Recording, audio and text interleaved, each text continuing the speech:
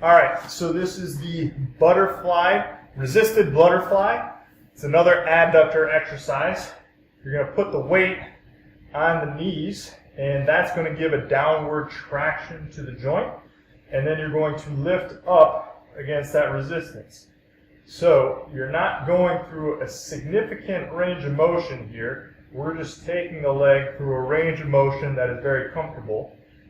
Should be no pinching, pain, sharp pain, or pinpoint pain when you're doing this exercise. You're just going to go up and down with your knees. Very similar to those seated adductor machines that you'll see at the gym. This is just a way of doing something similar with the dumbbells, as well as getting you into a little bit more of a quote-unquote functional position that many people have a hard time sitting in, is kind of that cross-legged position. So this works that the adductors in that hip flexed position, knee bent position. I like putting the back against the wall so you can't lean backwards. You have to stay nice and tall.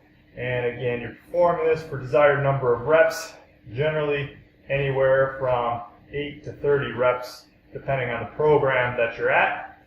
And the weight, you should be able to comfortably perform with the dumbbells resting on the knees.